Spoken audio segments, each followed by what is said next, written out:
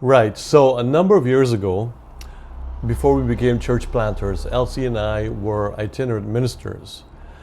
We were traveling to this one country at this point in time, and we were having a great time of ministry. Uh, the response of the people was very, very good. We were praying for the sick, and we were seeing people get healed. The Spirit of God was showing up. People were being ministered to deeply, and so the ministry was going really, really well. However, at the same time, concurrent with that, there was a specific situation that was present in our circumstances that only escalated. It got worse and worse as time went on. And it got to the point where we decided we just have to figure out from the Lord, we have to hear from God what needs to be done in this very troubling situation. And so this one evening, we decided to just lay down and soak in God's presence and ask Him to speak to us. Lord, what should we do about this very challenging circumstance? And so we're lying there. I have my iPhone playing on the bedside stand. And as we're sitting there, lying there, soaking,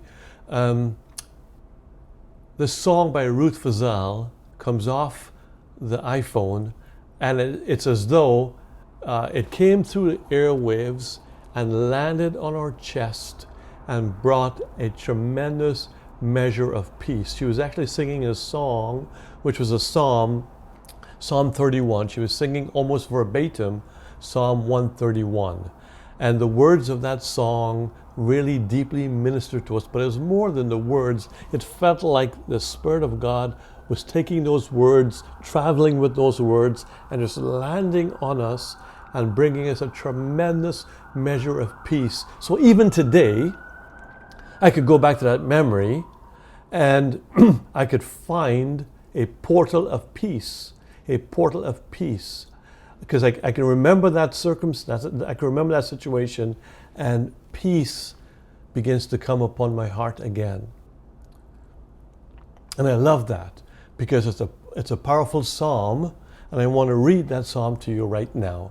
It's a very short psalm. It's a psalm of David. Psalm 131. My heart is not proud, Lord. My eyes are not haughty. I do not concern myself with great matters or things too wonderful for me. I have calmed and quieted myself. I am like a weaned child with its mother. Like a weaned child, I am content. Israel, put your hope in the Lord, both now and forevermore. What a great psalm. And as she was singing that like a weaned child, like a child with his mother, that those words just lit on our hearts and brought such a peace to us. It was as though the Lord was saying, you just be at rest. I've got this. You be at rest. Now, this is a Psalm of David, and I want to make a couple of comments about that. First of all, he says, my heart is not proud, Lord. And here's the first point. David was a great king. And by naturally speaking, he could well have been proud because he had accomplished so much. I mean, other kings had become proud. They started off well, but they became proud. People like Hezekiah, people like Uzziah, and others. But David did not. He remained humble of heart.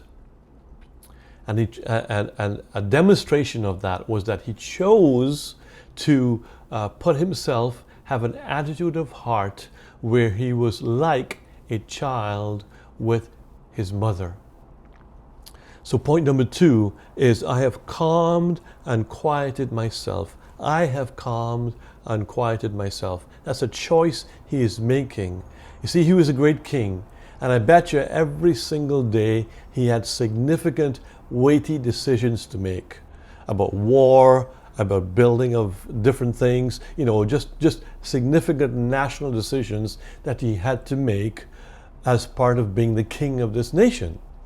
But yet, even in the midst of having those weighty decisions and those significant responsibilities, his attitude of heart was, I am going to position myself as though I am a weaned child with its mother. It's beautiful. At first, when I read this, there was a bit of a cognitive dissonance because it seemed like an odd picture. If you want to really communicate the idea, David, why don't you say I'm like a suckling child with his mother. But he said, I'm a weaned child. And as I'm contemplating that, I felt the Lord saying that the imagery here is of a child who is weaned. He doesn't depend on his mother for milk, but he's choosing to be in that position because he wants that place of comfort, that place of rest. It's a choice he's making to be there. Do you see what I'm trying to say?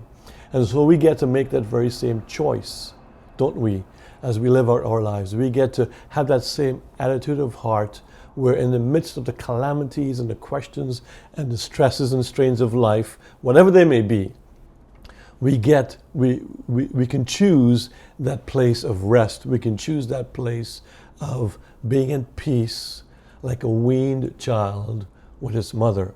And I believe that is the invitation of God to every single human person, believer or non-believer. You are invited to that place of being in the bosom of the Father, being as a weaned child with its mother, experiencing the parental love, the fatherly love, the motherly love of God in your life. That's a place we're invited to live our lives from.